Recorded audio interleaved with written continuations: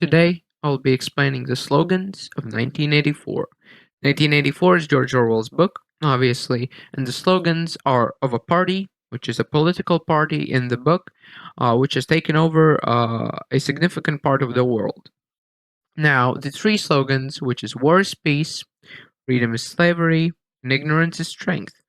Now, they are contradictory. They contradict themselves because war is essentially the opposite of peace, freedom is the opposite of slavery, and ignorance is the opposite of strength. Now, how could that be? How can a party logically say that war is peace when war is literally the opposite of peace? How can they brainwash a whole community of people, a whole group of people, into believing that that is true? How? Now, how it's explained in the book is that war used to be, kind of what was in between peace. But what they did was in the book, war is continually going on, right? In the book, there are three main nations. There's Oceania, there's East Asia, and Eurasia. And these three nations are constantly at war with each other. There's no break in war, only when they switch sides. Because at any given point, one is allied with the other and at war with the other, right? So essentially, they are constantly at war. Now, how could war be peace? How could constant war and constant bombing and fighting be peace?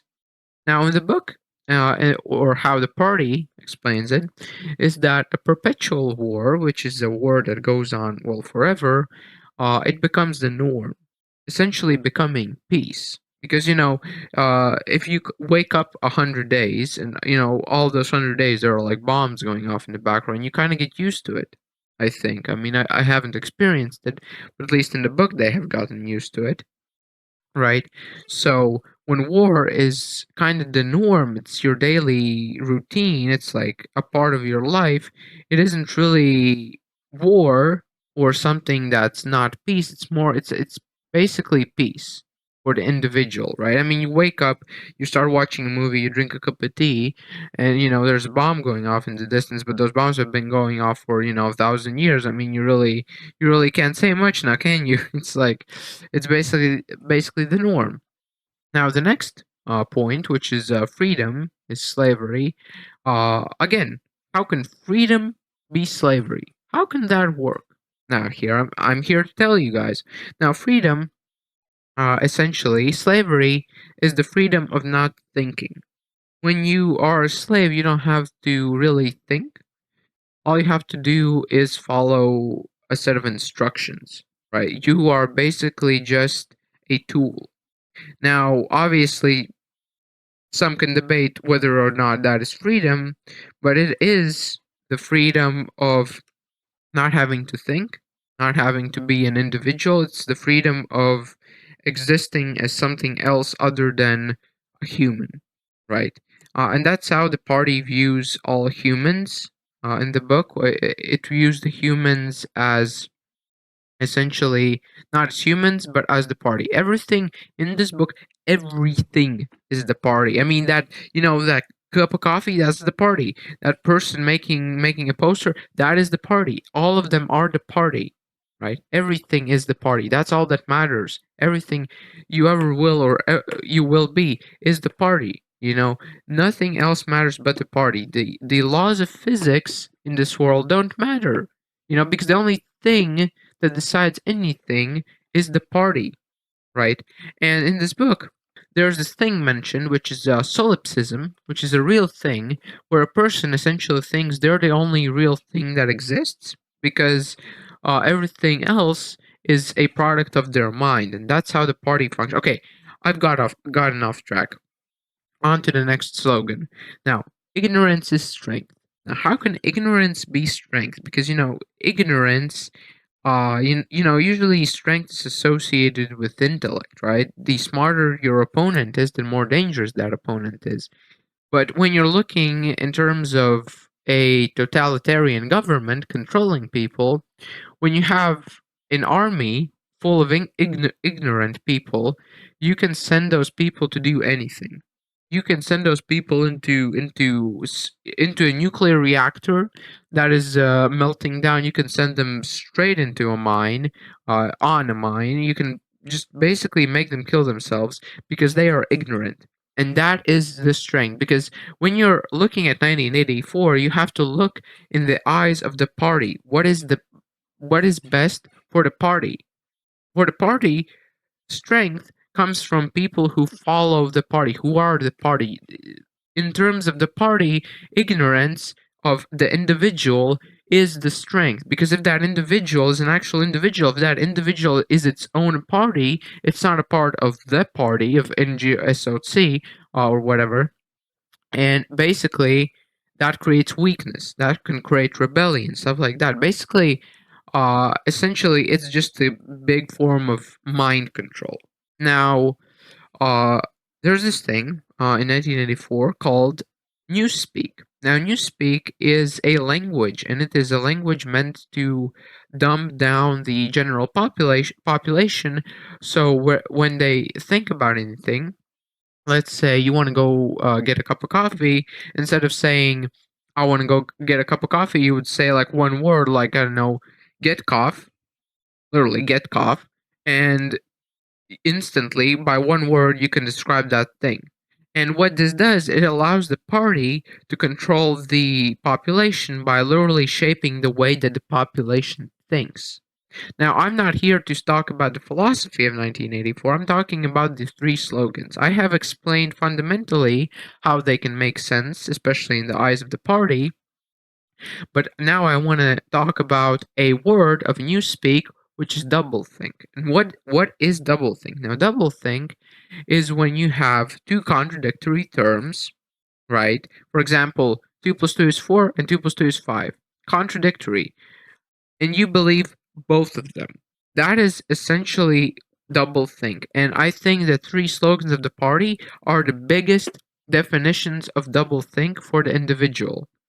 Because war is peace, that is essentially two contradictory terms, but in doublethink, they make sense, right? For example, the past can be changed, yet it was never changed, right? I mean, for example, I'm gonna bit of a spoiler. If you haven't read the book, if you don't care, you just want to watch a video, continue watching, go on. But a little bit of a spoiler.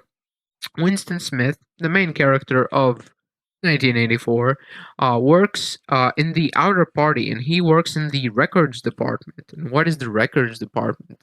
Now, the party needs a perfect history. It needs a perfect reputation, right? Now, how do you build a perfect reputation? One way is to simply do things right from the beginning, but no matter what, you will commit mistakes. And what the records department does, it falsifies history, it changes history, historical facts, in order to serve the party. So, for example, let's say the plane was invented. I don't know when the plane was invented. It was like 1800s, by the two brothers, right?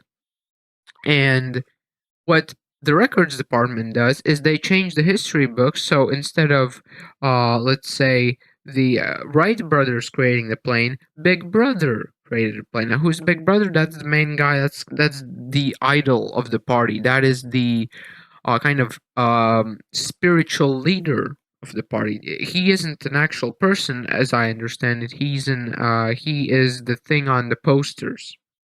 He is an false idol, as I would put it, right? But essentially, the party is never wrong.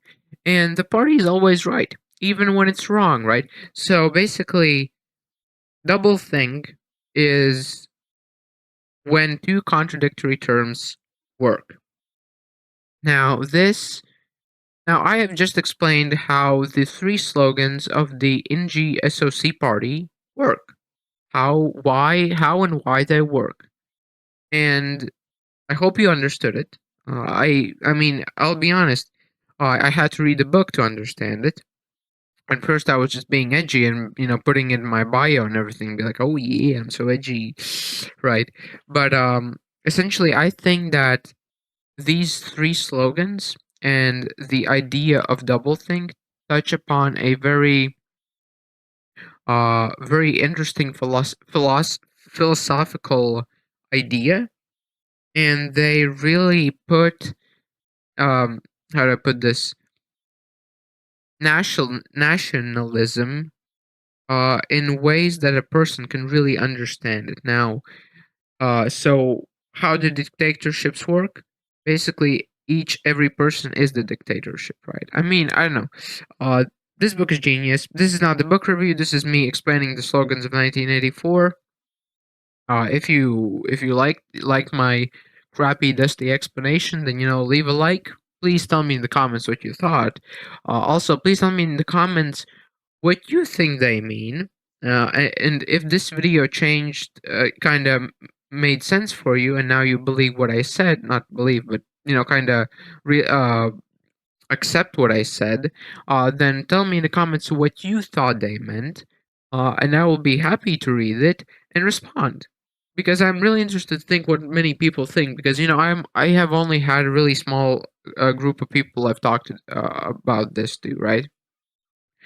So yeah, like it if you liked it, dislike it if you dislike it. Please subscribe to SS Games. I am starving for subscribers, man. These subscribers, they are what's keeping me alive. Okay, you guys, you are the best. For those of you who have subscribed, man, I love you. I love you so much, man. Y'all are great. Okay, so war is peace, freedom is slavery, ignorance is strength.